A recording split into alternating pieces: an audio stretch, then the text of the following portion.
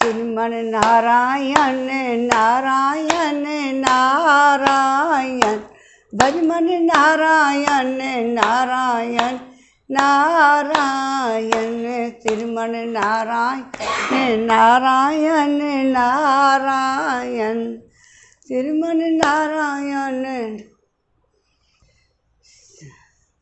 गोविंद मेरो है गोपाल मेरो है, श्री बांके बिहारी नंदलाल मेरो है। बांके बिहारी जय हो तुम्हारी, जय हो तुम्हारी लाला जय हो तुम्हारी, श्रीमन नारायण नारायण नारायण, भजमन नारायण नारायण नारायण, श्रीमन नारायण नारायण नारायण। ओम नमो भगवते वासुदेवाय, श्रीमन नारायण नारायण नारायण। कल का प्रसंग श्री मैत्री जी कहते हैं, मैत्री जी ने बताया कि विदुर जी को प्रकृति और पुरुष स्वामी कमलनाथ भगवान सृष्टिकर्ता ब्रह्मा जी को सब कुछ बता करके अपना दर्शन दे करके और इस प्रकार जगत की अभिव्यक्ति करवा कर और अपने नारायण रूप में अंतर्धान हो गए। अब आज है 10वां अध्याय, 10 प्रकार की सृष्टि का वर्णन। विदुर जी ने कहा, हे मुनिवर, भगवान नारायण के अंतर्धान हो जाने पर संपूर्ण लोकों के पिता में ब्रह्मा जी ने अपने को देह और मन से कितने प्रकार की सृष्टि उत्पन्न की। भगवान, इनके सिवा मैंने आपसे और जो बातें पूछी हैं उन सब का भी क्रम से वर्णन कीजिए और मेरे सब संशय को दूर कीजिए, क्योंकि आप सभी बहुअज्ञों में श्रेष्ठ हैं। मैत्री जी ने विदुर जी को सुनाया और गुरु भगवान कृष्ण भगवान मैत्री जी से कह कर गए थे, विदुर जी को सारी कथा सुना देना। श्रीमद् भागवत में मैं बैठा हूँ तो ये सब कुछ उन्होंने बताया। फिर सुखदेव जी इनको सुना रहे हैं परीक्षित को। सूत जी कहते हैं, शौनक जी, विदुर जी के इस प्रकार पूछने पर मुनिवर मैत्री जी बड़े प्रसन्न हुए और अपने हृदय में स्थित उन प्रश्नों का इस प्रकार उत्तर देने लगे। श्री मैत्री जी ने कहा, अजन्मा भगवान श्री हरि ने जैसा कहा था, ब्रह्मा जी ने भी उसी प्रकार चित्त को अपने आत्मा श्री नारायण में लगाकर 100 दिव्य वर्षों तक तप किया। ब्रह्मा जी ने देखा कि प्रलयकालीन प्रबल वायु के झकोरों से जिससे वे उत्पन्न हुए तथा जिस पर वे बैठे हुए हैं वह कमल तथा जल कांप रहे हैं। प्रबल तपस्या एवं हृदय में स्थित आत्मज्ञान से उनका विज्ञान बल बढ़ गया है। उन्होंने जल के साथ वायु को पी लिया है। वे जिस पर स्वयं बैठे हुए थे उस आकाशव्यापी कमल को देखकर उन्होंने विचार किया, पूर्व कल्प में लीन हुए लोगों को भी मैं इसी से ही रचूंगा। भगवान के सृष्टि कार्य में नियुक्त ब्रह्मा जी ने उस कमल कोश में प्रवेश किया। उस एक के ही भू भुवः स्वः ये 3 भाग किए। यद्यपि वह कमल इतना बड़ा था कि उसके 14 भुवन या इससे भी अधिक लोगों के रूप में विभाग किए जा सकते थे। कितने? भुवः स्वः ये 3 भाग किए। यद्यपि वह कमल इतना बड़ा था कि उसके 14 भुवन या इससे भी अधिक लोगों के रूप में विभाग किए जा सकते थे। जीवों के भोग स्थान के रूप में इन्हीं के 3 लोगों का शास्त्रों में वर्णन हुआ है। जो निष्काम कर्म करने वाले हैं उन्हें मेह तपह जन और सत्यलोक रूप ब्रह्मलोक की प्राप्ति की होती है। हे विदुर जी, जब विदुर जी बोले विदुर जी ने कहा, ब्राह्मण, आपने अद्भुत कर्मा विश्व रूप श्री हरि की जिस काल नामक शक्ति की बात कही थी, हे प्रभु, उसका कृपया विस्तार पूर्वक वर्णन कीजिए। श्री मैत्री जी बोले, विषयों का रूपांतर बदलना तो काल का आकार है। स्वयं तो वह निर्विवेश, अनादि और अनंत हैं। उसी को निमित्त बनाकर भगवान खेल खेल में अपने आप को ही षष्ठी के रूप में प्रकट कर देते हैं। पहले यह सारा विश्व भगवान की माया से लीन होकर ब्रह्म रूप से स्थित था। उसी को अव्यक्त मूर्ति काल के द्वारा भगवान ने पुनः पृथक रूप से प्रकट किया और यह जगत जैसा अब है वैसा ही पहले भी था और भविष्य में भी वैसा ही रहेगा। इसकी सृष्टि 9 प्रकार की होती है तथा प्राकृत वैकृत भेद से एक 10वीं सृष्टि और भी है और इसका प्रलय काल दिव्य और गुणों के द्वारा 3 प्रकार से होता है। अब पहले मैं 10 प्रकार की सृष्टि का वर्णन करता हूँ। पहली सृष्टि महत्व की है। भगवान की प्रेरणा से सत्वादि गुणों में विषमता होना ही इसका स्वरूप है।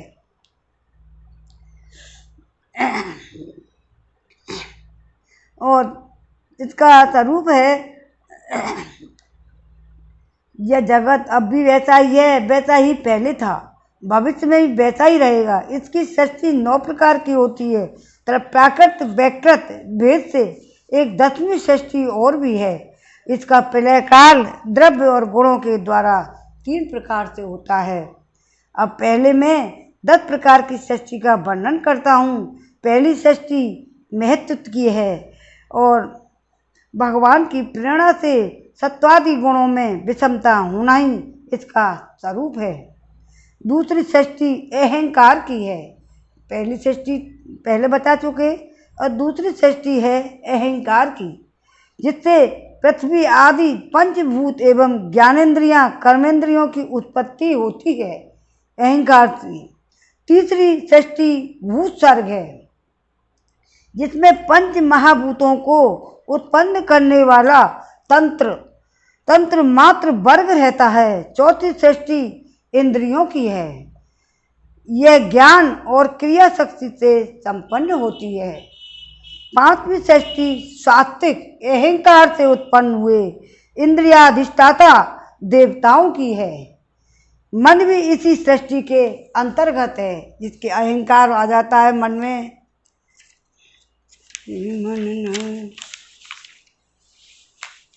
छठी सृष्टि अविद्या की है और इसमें तामित्र अन्नमा तामित्र और तम मोह और महामोह, ये 5 पाठे हैं। 5 महामोह, ये 5 घाटे हैं।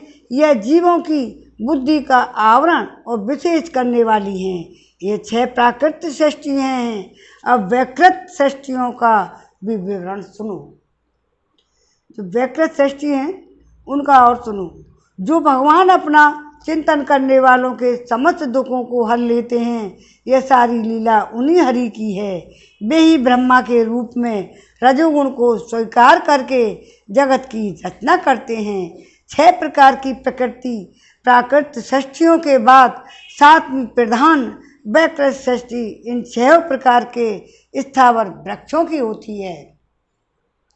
वनस्पति, औषधि, लता, त्वकसार, विरुद्ध और दुम, इनका संचार नीचे जड़ से ऊपर की ओर होता है। इनमें प्राय ज्ञान शक्ति प्रकट नहीं होती।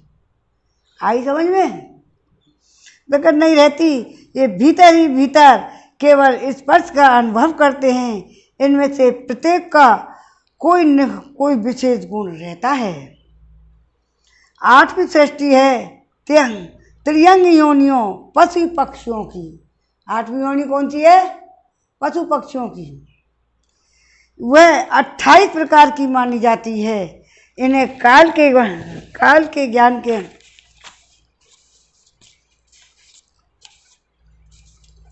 काल का ज्ञान नहीं होता। तमोगुण की अधिकता के कारण ये केवल खाना पीना, मैथुन करना, सोना आदि ही जानते हैं। पशु पक्षी क्या जाने, उनको कोई ज्ञान नहीं होता है। वो तो खाते पीते उड़ते चलते फिरते सो जाते हैं। इन्हें सूंघने मात्र से वस्तुओं का ज्ञान हो जाता है। ये खाली सूंघने का, इनके हृदय में विचार शक्ति ही या दूरदर्शिता नहीं होती पशु पक्षियों की।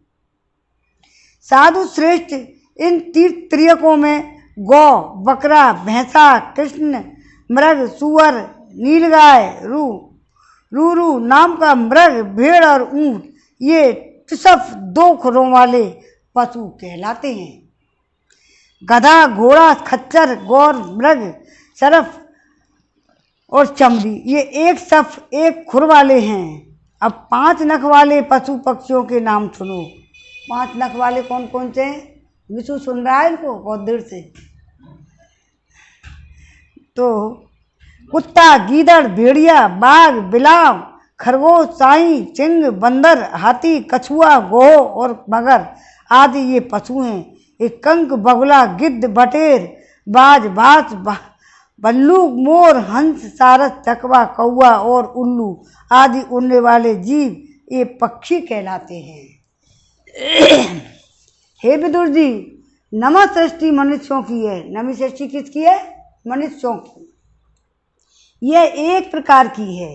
इसके आहार का प्रभाव ऊपर मुंह से नीचे की ओर होता है और मनुष्य रजोगुण प्रधान, कर्म परायण और दुख रूप विषयों में भी सुख मानने वाले होते हैं। स्थावर, पशु, पक्षी और मनुष्य ये तीनों प्रकार की सृष्टि तथा आगे कहा जाने वाला देव सर्ग वैकृत सृष्टि है, जो महातत्वत्वादी रूप वैज्ञानिक वैकारिक देव सर्ग है, उसकी गणना पहले प्राकृतिक सृष्टि में की जा चुकी है। इनके अतिरिक्त सनत कुमार आदि ऋषियों का जो कुमार सर्ग है वह प्राकृत वैकृत है, दोनों प्रकार का है। देवता, पितर, असुर, गंधर्व, अप्सरा, यक्ष, राक्षस, सिद्ध, चारण, विद्याधर, भूत, प्रेत, पिशाच, किन्नर, किंपुरुष, अश्वमुख आदि भेद से देव सृष्टि 8 प्रकार की है। हे विदुर जी, इस प्रकार जगतकर्ता श्री ब्रह्मा जी की रची हुई हैं। यह 10 प्रकार की सृष्टि मैंने तुमसे कही है। अब आगे मैं वंश और मनवंतर आदि का वर्णन करूंगा। इस प्रकार सृष्टि करने वाले सत्य संकल्प भगवान श्री हरि ही ब्रह्म के और ब्रह्मा के रूप में प्रत्येक कल्प में आदि के रजोगुण से व्याप्त होकर स्वयं ही जगत के रूप में अपनी ही रचना करते हैं। बोल श्री हरि श्रीमन नारायण नारायण नारायण, अरे भज मन नारायण नारायण नारायण, श्रीमन नारायण नारायण नारायण, भज मन नारायण नारायण नारायण। अब 11वां अध्याय मनवंतरादि काल विभाग का वर्णन। ये नारायण ने सारी प्रकृति रची है और सारी ब्रह्मा जी के हाथ से सारे काम करवाए हैं और अब नारायण सबको तब दे रहे हैं भाषण।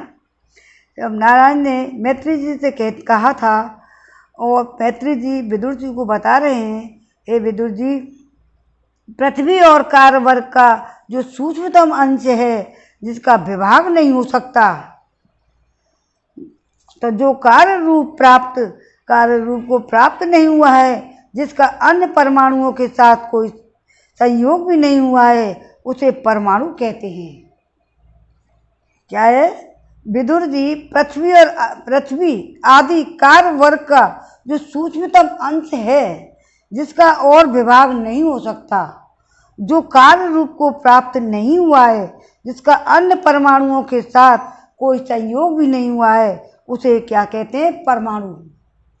इनके अनेक परमाणुओं के परस्पर मिलने से ही मनुष्यों को ब्रह्मवश उनके समुदाय रूप एक अवयवी की प्रतीति होती है।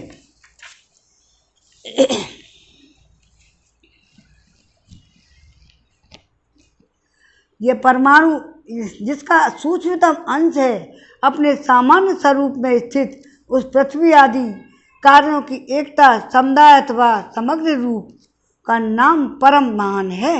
इस समय उसमें न तो प्रलय आदि अवस्था में भेद की स्फूर्ति होती है, न नवीन प्राचीन काल भेद का भाग होता है, जिसको कोई पता नहीं होता, न वाहन होता है, न घट घटादि वस्तु भेद की ही कल्पना होती है। साधु श्रेष्ठ, इस प्रकार यह वस्तु के सूक्ष्मतम और महत्तम स्वरूप का विचार हुआ।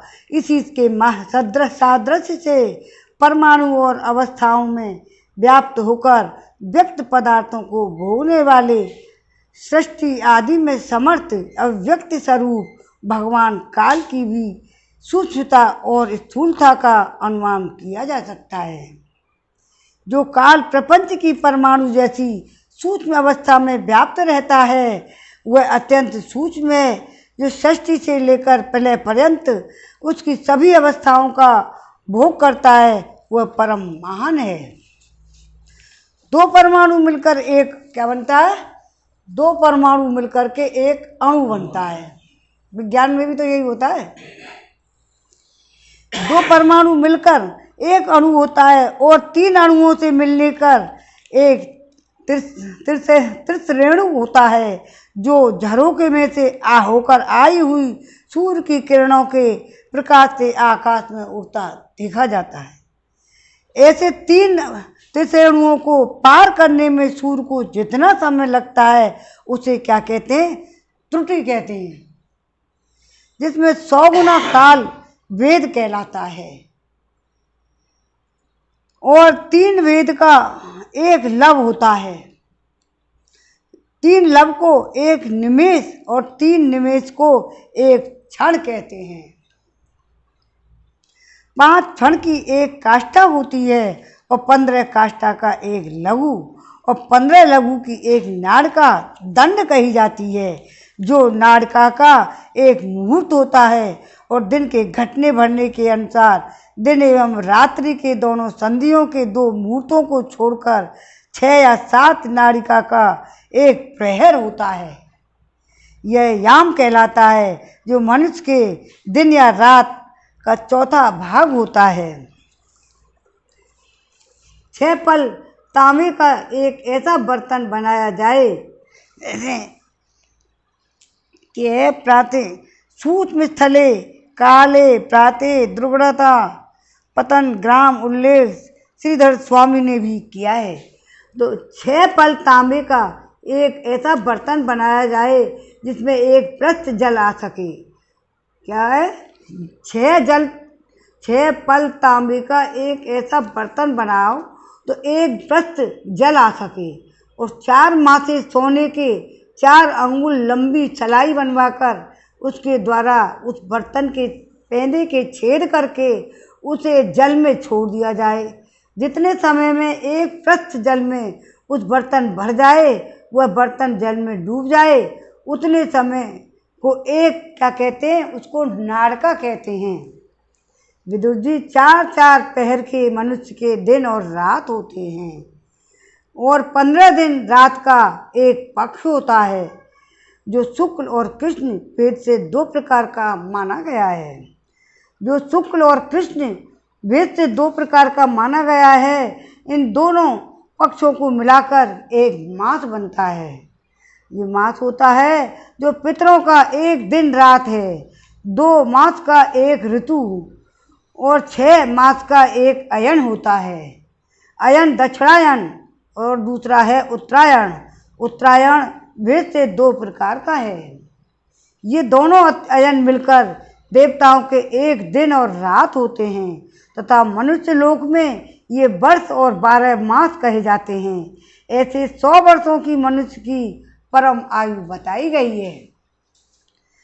चंद्रमा आदि ग्रह, अश्वनी आदि नक्षत्र, समस्त तारा मंडल के अधिष्ठाता काल स्वरूप भगवान सूर्य परमाणु से लेकर संवत्सर पर्यंत काल में 12 राशि रूप संपूर्ण भुवन कोश की निरंतर परिक्रमा किया करते हैं। सूर्य बृहस्पति संवन चंद्रमा और नक्षत्र संबंधी महीनों के भेद से यह वर्ष संवत्सर, परवत्सर, इडावत्सर, अणुवत्सर और वत्सर कहा जाता है।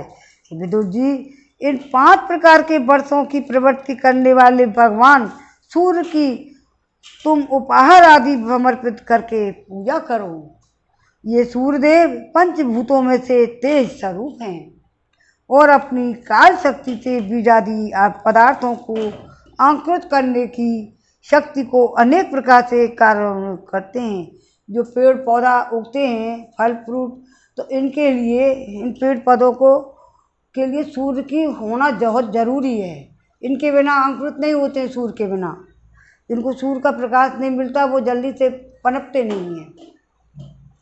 वे सूर्यदेव पंचभूतों में से तेज स्वरूप हैं। अपनी काल शक्ति से बीजादि पदार्थों को अंकुर उत्पन्न करने की शक्ति को अनेक प्रकार से कार्योन्मुख करते हैं। ये पुरुषों की मोह निवृत्ति के लिए उनकी आयु का क्षय करते हुए आकाश में विचरते रहते हैं। यही सकाम पुरुषों को यज्ञ आदि कर्मों से प्राप्त होने वाले स्वर्ग आदि मंगलमय फलों का ये विस्तार करते हैं।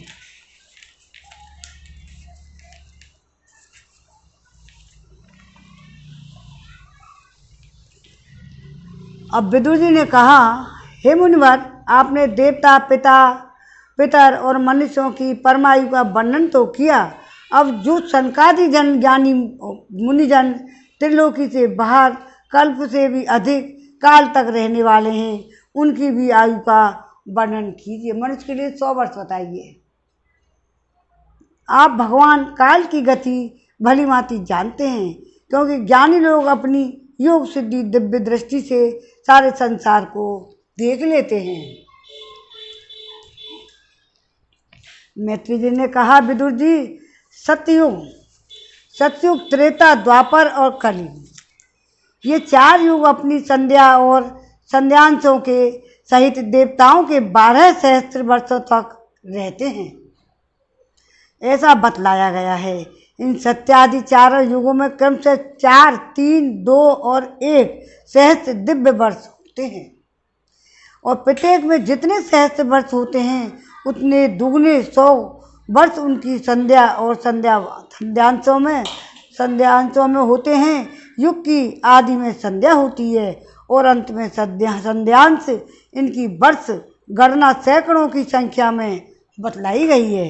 इनके बीच का जो काल होता है उसी को काल वेताओं ने युग कहा है। प्रत्येक युग में एक एक विशेष धर्म की विधान पाया जाता है। सतयुग में मनुष्यों में धर्म और अपने 4 चरणों से रहता है। फिर अन्य युगों में अधर्म की वृद्धि होने से उसका एक एक चरण क्षीण होता रहता है। 4 चरण होते हैं उसमें सतयुग में। प्यारे विदुर जी, त्रिलोकी से बाहर महलोक से ब्रह्मलोक पर्यंत यहाँ की 1 सहस्त्र चतुर्युगी का एक दिन होता है और इतनी ही बड़ी रात्रि होती हैं। इसमें जगतकर्ता ब्रह्मा जी शयन करते हैं। उस रात्रि का अंत होने पर इस लोक का कल्प आरंभ होता है।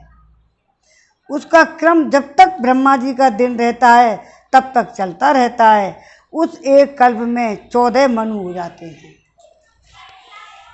प्रत्येक मनु 71 चतुर्युगी से कुछ अधिक काल और 71 सही 6/14 चतुर्युगी तक अपना अधिकार भोगता है। प्रत्येक मनवंतरों में भिन्न भिन्न मनुवंशी राजा लोग, सप्त ऋषि, देवगण, इंद्र और उनके अनुयायी गंधर्वादि साथ साथ ही अपना अधिकार भोगते हैं। ये ब्रह्मा जी की प्रतिदिन की सृष्टि है, जिसमें तीनों लोकों की रचना होती है। उसमें अपने अपने कर्मानुसार पशु, पक्षी, मनुष्य, पितर, देवताओं की उत्पत्ति होती है।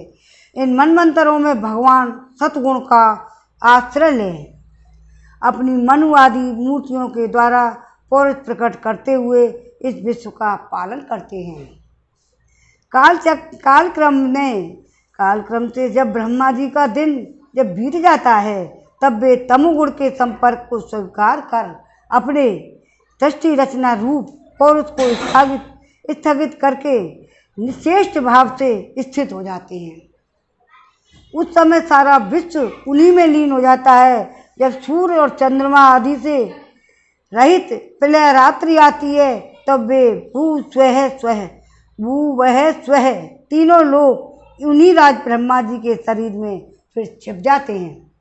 उस अवसर पर तीनों लोग शेष जी के मुख से निकली हुई अग्नि रूप भगवान की शक्ति से जब जलने लगते हैं, इसलिए उसके ताप से व्याकुल होकर भृगु आदि मुनीश्वर गण महलोक से जनलोक को चले जाते हैं। इतने में ही सातों समुद्र प्रलय काल प्रचंड पवन से उमड़कर अपनी उछलती हुई उत्ताल तरंगों से त्रिलोकी को डुबो देते हैं। जब कहते हैं ना, जब वो आ रही है, वो आ रहा, बाढ़ आ रही है, ये आ रहे हैं, ये सब भगवान की ही माया है। ये ब्रह्मा जी को जब सोते जगते स्थित हो जाते हैं तब होता है ये।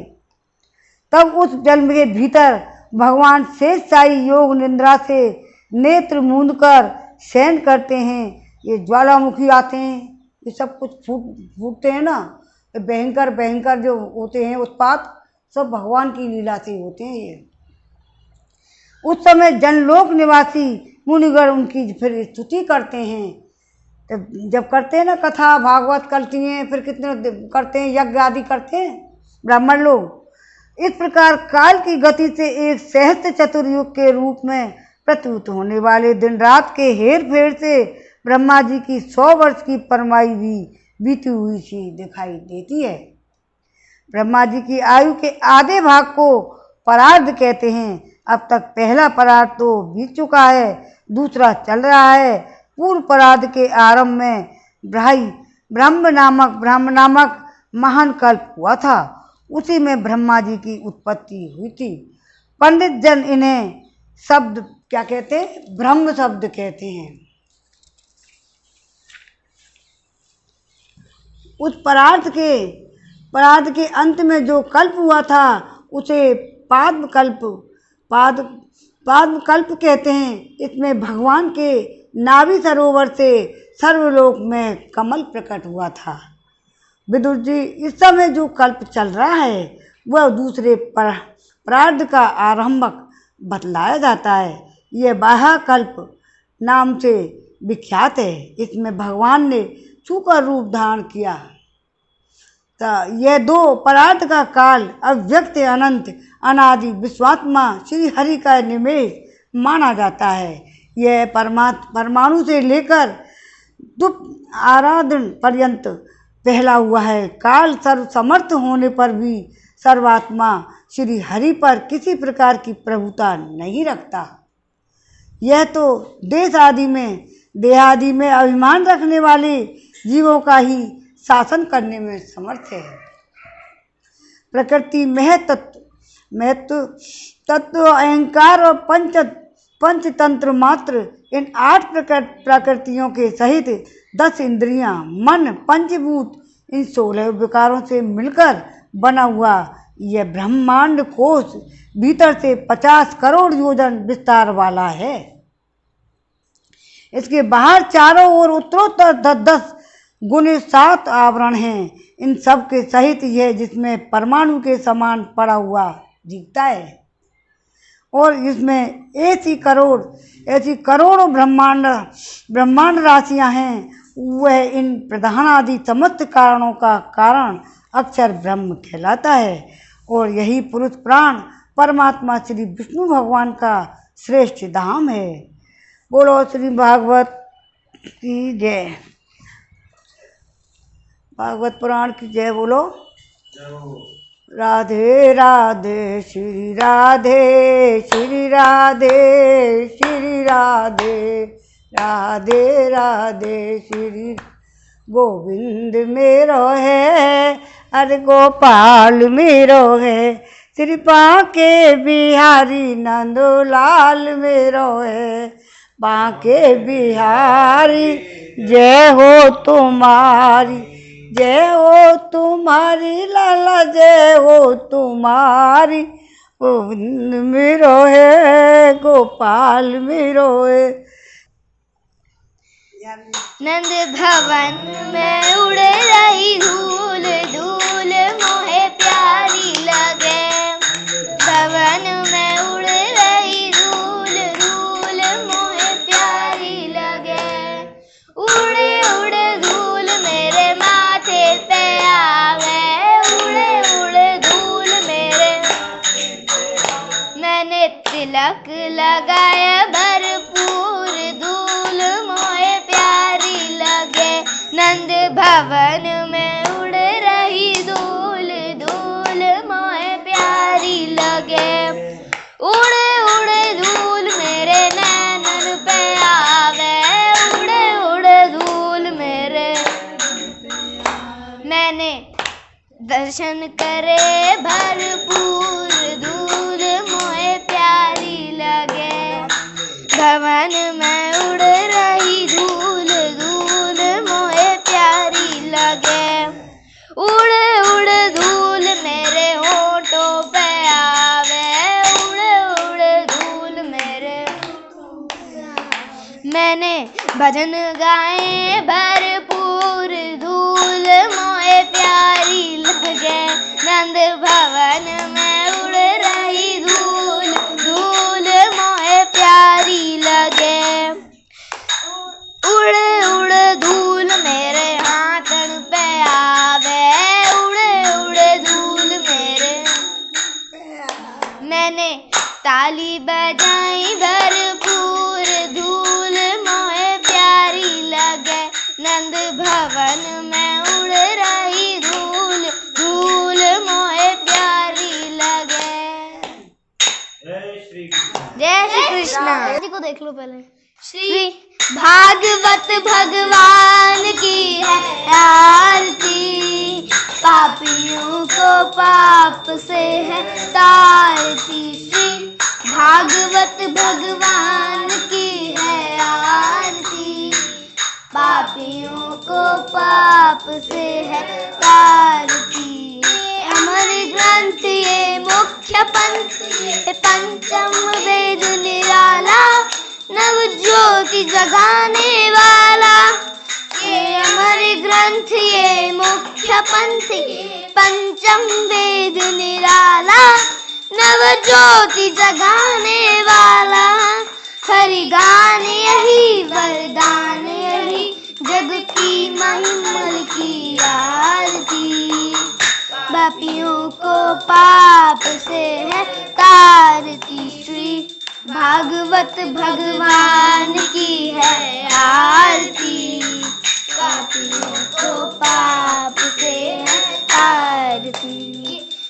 शांति गीत पावन पुनीत सा कोप मिटाने वाला, दरस दिखाने वाला।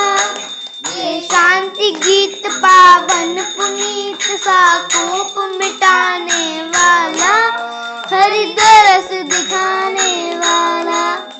है सुख करनी है दुख हरनी, मधुसूदन की आरती। पापियों को पाप से तारती। श्री भागवत भगवान की है आरती, पापियों को पाप से है तारती। ये मधुर बोल जग पंथ खोल, सन्मार्ग दिखाने वाला, बिगड़ी को बनाने वाला। ये मधुर बोल जग पंथ खोल, मार्ग दिखाने वाला, बिगड़ी को बनाने वाला। श्री राम यही घनश्याम यही, प्रभु की महिमा की आरती। पापियों को पाप से है तारती। श्री भागवत भगवान की है आरती, पापियों को पाप से है तारती। ओम नमो भगवते वासुदेवाय नमः। जय श्री राधे।